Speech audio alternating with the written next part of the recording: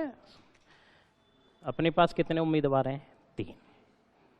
अपने वोट डाले, वरीयता क्रम अंकित करना है। आप गए, आपने ये वरीयता क्रम अंकित किया कि मैं पहले नंबर पर किसको जिताना चाह रहा हूं, वी। दूसरा व्यक्ति गया, इस प्रकार से हो गया। टोटल वोट डाले हमने कितने, 100। अब हमको मतों की गणना करनी है भाई। टोटल हो गया, मतों की गणना पहली बार किसको गिनेंगे, 1।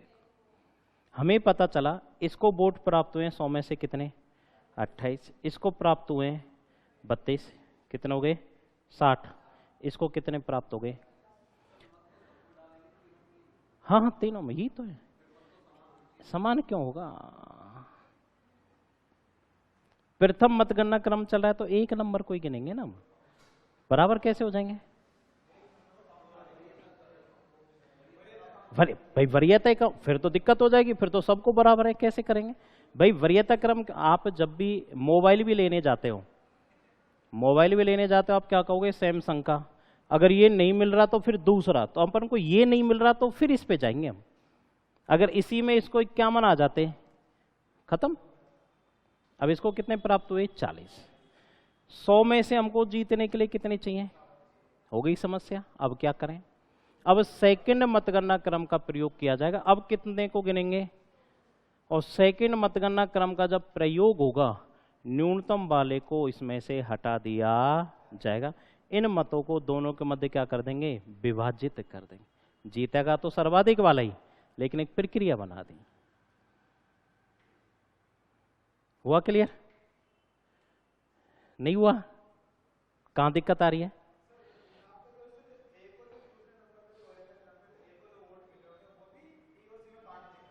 एक और दो को नहीं, सिर्फ एक वाले को, एक को ही तो बाहर कर रहे हैं हम, इसी के को तो बांटेंगे।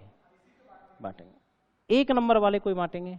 कितने वोट थे, 28। अब इन दोनों में डिवाइड किए जाएंगे, 14 नहीं। ये निर्धारित करेगा सेकंड वरीयता कितने कितने प्रतिशत है, सेकंड वरीयता कितने कितने प्रतिशत है भाई। हो सकता है सेकंड वरीयता में इसको 90% मिल गया अकेले कोई, कि 90% लोगों ने सेकंड में किसको रखा है, बी को, तो 28 का 90% फिर इसको मिलेगा, 28 का 90%। थोड़ा सा दिमाग लगा ना, मैथ कमजोर है आप लोगों की थोड़ा सा। अब देखो पूरा ही बता रहा हूं, पहली बार में नहीं मिला, अब हमको सेकंड वरीयता क्रम का प्रयोग करना पड़ा। ये बार हो गया। सेकंड वरीयता क्रम में पता चला इसको मिली कितनी वोट, राउंड फिगर में कर, इसको मिली कितनी 20, इसको मिली कितनी 50, इसको मिली कितनी 30, मिल गई। ये बार हो चुका है, इससे हमें मतलब नहीं है। सेकंड वरीयता टोटल कितना 80। अब 80 का 50 कितने प्रतिशत है, 80 का 50 40 कैसे हो जाएगा, हाँ मैथ वाले भैया, 50 कितने परसेंट है,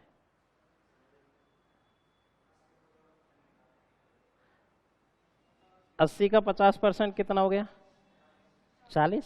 यानी ये करीब करीब 65% के आसपास आएगा। 65% वोट इसको मिला है। अब 28 का 65% इसको देंगे हम। अब टोटल वोट कितने थे, 100 नहीं माना, अब टोटल वोट कितने मान रहे हैं हम, 80 का 50 के हिसाब से इसको इसमें डिवाइड करेंगे, और 30 के हिसाब से इसको इसमें डिवाइड करेंगे। 100 ही मान लिया वापस भी हमने, चलो 80 का नहीं, 100 का 50 कितने परसेंट, 50, 28 का 50 कितना हो गया, 14, इसको कितना 30, तो 28 का 30% इसको मिलेगा, ऐसे मिलेगा। तो कौन जीत गया, यही जीतेगा जब भी, क्योंकि ये तो हो ही नहीं रहा, 46 ही हो रहा है। तो आप ये याद मत रखना, कंफ्यूज, आप तो एक लाइन याद रखना बस, वो प्रणाली थोड़ी पूछेगा आपसे, करवाएगा थोड़ी, कि यदि प्रथम मतगणना क्रम में न्यूनतम कोटा प्राप्त नहीं हुआ तो अगले मतगणना क्रम का प्रयोग किया जाएगा, बस। क्योंकि यहां तो अपने राउंड फिगर में ले रहे हैं, वहां तो संख्या लाखों में चलती है, वहां संख्या कितने में चलेगी, लाखों में चलेगी। हुआ ना क्लियर, चलो नोट डाल के लिखो, हो जाएगा, एक दो बार और पढ़ोगे। देखो, एकमात्र राष्ट्रपति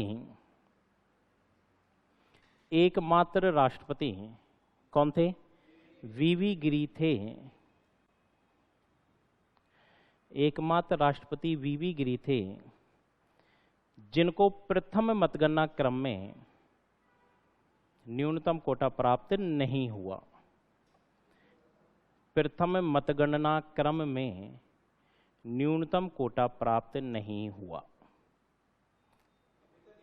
एक ही है सिर्फ वीवी गिरी, न्यूनतम कोटा प्राप्त नहीं हुआ। भाई अब तो अधिकतर इलेक्शन में राष्ट्रपति की उम्मीदवारी 2 या लास्ट 3, नहीं 2 ही चलते हैं। अब 2 में तो न्यूनतम कोटा प्राप्त हो गए। देखो जैसे जैसे राज्यों में और लोकसभा में जिस दल को बहुमत प्राप्त है फिर दिक्कत ही नहीं है।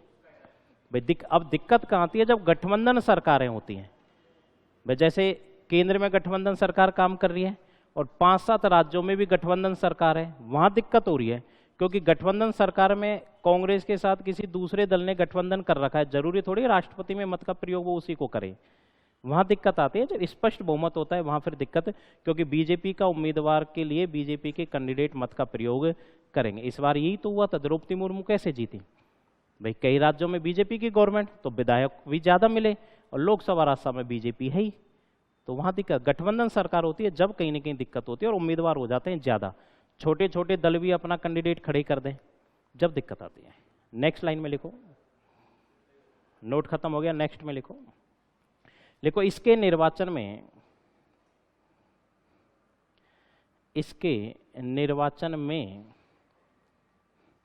निर्वाचक मंडल के सदस्यों का, इसके निर्वाचन में निर्वाचक मंडल के सदस्यों का क्या निकाला जाता है? मत मूल्य निकाला जाता है। मत मूल्य निकाला जाता है जिसमें 1971 की जनगणना को जिसमें 1971 की जनगणना को काम में लिया जाता है।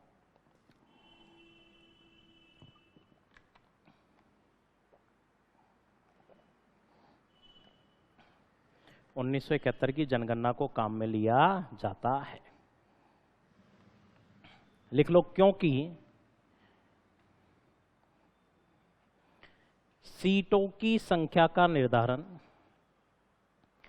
क्योंकि सीटों की संख्या का निर्धारण 1971 की जनगणना के आधार पर है। सीटों की संख्या का निर्धारण 1971 की जनगणना के आधार पर है।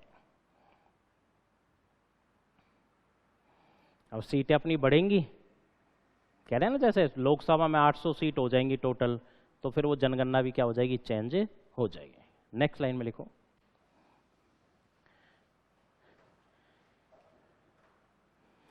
लिखो विधानसभा सदस्य का मतमूल्य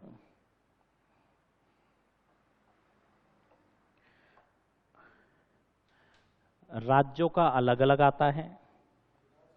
सदस्यों का मत मूल्य राज्यों का अलग अलग आता है।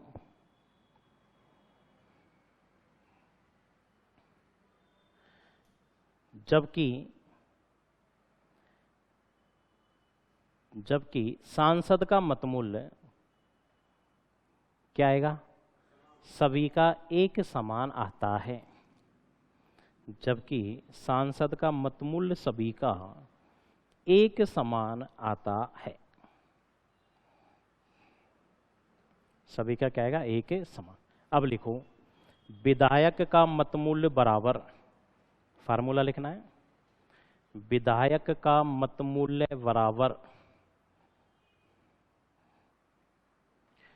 लिखो राज्य की कुल जनसंख्या,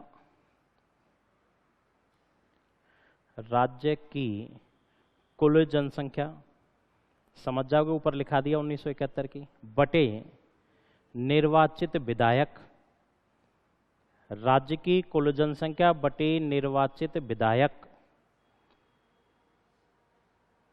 क्योंकि हमेशा कौन से शब्द का प्रयोग किया? निर्वाचित, भाग 1000। लास्ट में क्या होगा, भाग 1000 या आप गुना 1/1000 भी लिख सकते हो। क्लियर? नीचे लिखो, लिखो सर्वाधिक मतमूल्य उत्तर प्रदेश, सर्वाधिक मतमूल्य उत्तर प्रदेश 208। भाई जनसंख्या ज्यादा है वहां पर। न्यूनतम मतमूल्य सिक्किम, सर्वाधिक उत्तर प्रदेश 208, सर्वाधिक मतमूल्य उत्तर प्रदेश 208, न्यूनतम मतमूल्य सिक्किम कितना, 7 ओनली 7। राजस्थान एवं छत्तीसगढ़ 129, एक साथ लिख देना। न्यूनतम सिक्किम 7, राजस्थान एवं छत्तीसगढ़ दोनों का कितना है, 129। क्लियर? अब नेक्स्ट लाइन में लिखो, लिखो सांसद का मतमूल्य बराबर।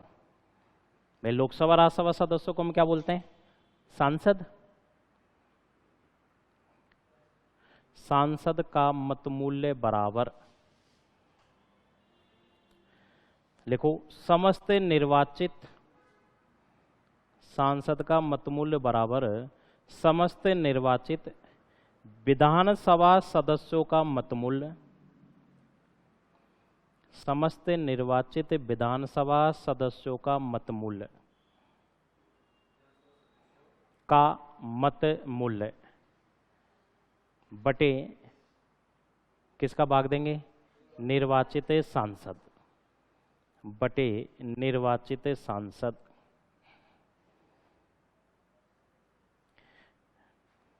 नीचे लिख लेना, एक सांसद का मतमूल्य बराबर 700। ये सभी का एक समान आ रहा है तो अलग अलग हो ही नहीं सकता। एक सांसद का मतमूल्य बराबर 700। नोट डाल के लिखो।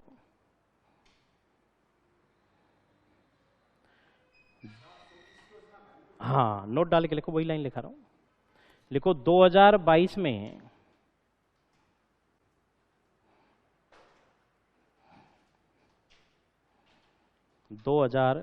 में राष्ट्रपति के इलेक्शन, राष्ट्रपति के निर्वाचन, 2022 में राष्ट्रपति के निर्वाचन में एक सांसद का मतमूल्य 700 आया, एक सांसद का मतमूल्य 700 आया, जबकि इससे पहले 708 था, जबकि इससे पहले कितना था, 708। अंतर पता चल गया कम क्यों आया, क्योंकि जम्मू कश्मीर के विधायकों का मतमूल्य हम शामिल नहीं कर पाए। बताओ 55 से कोई दिक्कत, अनुच्छेद 55 से कोई क्वेश्चन नहीं है, नहीं है ना।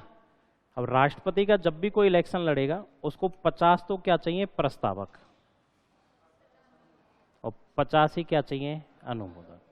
ये होते क्या हैं, नहीं प्रस्तावक और अनुमोदक क्या है, वो सांसद और विधायक तो आएंगे, लेकिन प्रस्तावक किसे कहेंगे, अनुमोदक किसे कहेंगे, और अनुमोदक समर्थन।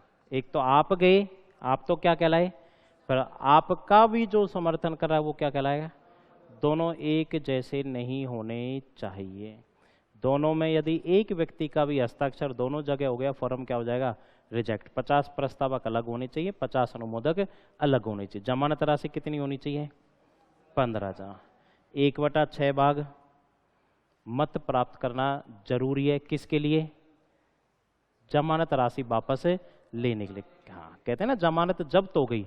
जमानत जब्त कब होती है, जब किसी उम्मीदवार को 1/6 भाग मत प्राप्त नहीं हुआ, और ये राशि कहाँ चली जाएगी, आरबीआई के अकाउंट में, रिजर्व बैंक ऑफ इंडिया। जमानत जब्त होने के बाद बिल्कुल भी गलतफहमी मत पालना कि राष्ट्रपति या किसी और अन्य पद का चुनाव नहीं लड़ा जा सकता। जमानत जब्त होने से अगले इलेक्शन पर कोई भी प्रभाव नहीं पड़ेगा। आपकी कितनी ही बार जमानत जब्त हो, आप हर बार चुनाव लड़ सकते हो, क्योंकि जमानत जब्त केवल किसके लिए है, 15,000 के लिए। आपको जमानत राशि वापस नहीं दी जाएगी। क्लियर? आगे कल।